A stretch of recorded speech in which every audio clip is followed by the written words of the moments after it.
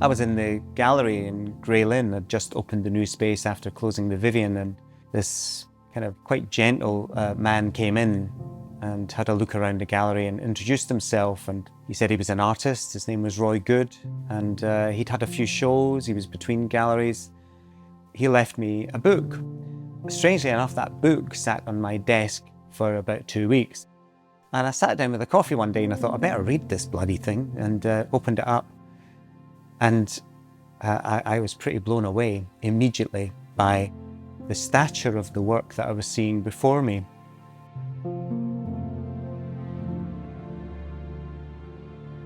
Roy's been showing in New Zealand for a long time, and there's been a couple of real knockout institutional shows.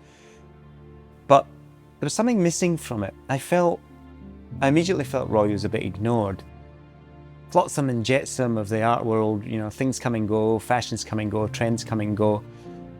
And it's quite rare to find an artist of that stature who's been doing the same thing for over 50 years. One of the reasons I wanted to make this film with Craig was to capture the history of that. Where did it come from?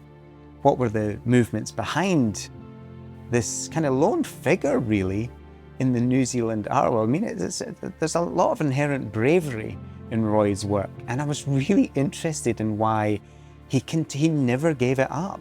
He continued to do it, and I thought this would make a really interesting film to explore, and something really, really important to the art history, not just of Aotearoa New Zealand, but actual global art history with a particular focus on modernist abstraction.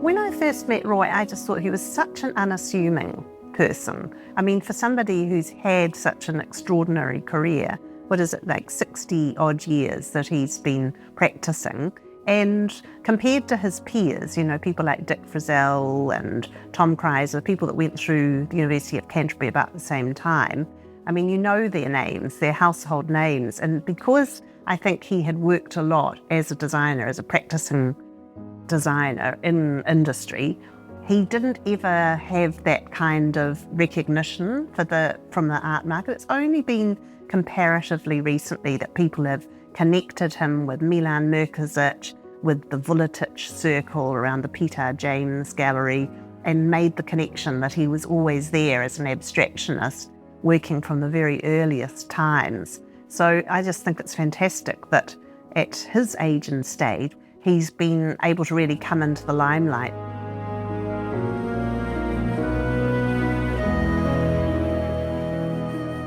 Having such a strong preference for design, I of course knew about the Bauhaus school in Germany and the principle that was established there, that there was no real division between the arts, crafts, fine art, architecture, design. It was all a seamless spread of creative activity, and one not being any better or higher or well regarded than the other, but it was something, you know, you practice as a craftsperson across the whole field. So that really inspired me, and the fact that abstract painting was a manifestation of the principles of the Bauhaus absolutely struck a chord, and there and then I really decided that was my direction. That was the course I took, and I really haven't deviated much at all from that, if at all.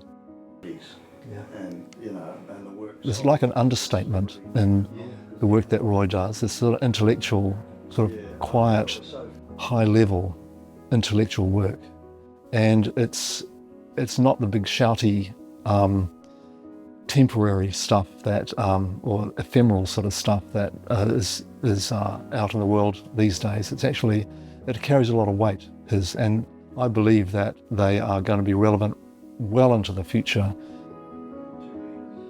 I can look back on my own creative career and recognise influences that have shaped it, and his sort of disciplined, reductionist in a way, design aesthetic really had a big impact on my work. And, these influences I've carried with me all through my life. So, I've always recognised his very large kind of contribution to my own career.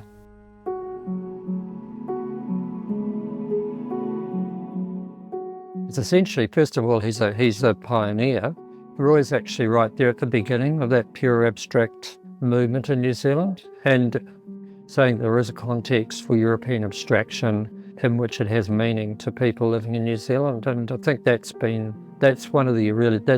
an essential aspect, I think, of his practice, and proving, in fact, that with the imagery and the materials he's using, that it's possible for him to have sustained a lifelong practice. There is a twinkle in his eye, and I think he is always refreshing his work. He is always creating new ways of puzzling the eye and teasing perception.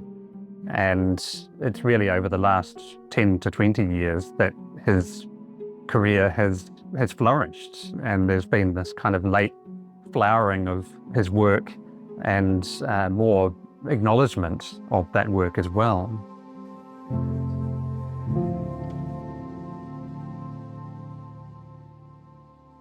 I think abstraction has a history and a connection to earlier religious art that attempts to create a touchstone in the object that lifts your mind above the ordinary. And that was one of the goals of abstraction. And art always provided that for me. It was something that removed me completely from reality, because you finish a work and you're happy with it. Getting that buzz and uplift from being satisfied with what you've done and the effect it has on you. Craig and I and Roy and many other people have been working on this film in our own time over the past 2 years. It's been a really exciting journey, and we've put hundreds of hours into it, but we quickly realised we can't do this on our own. And what we're looking for really is some support and financial help to get this documentary made.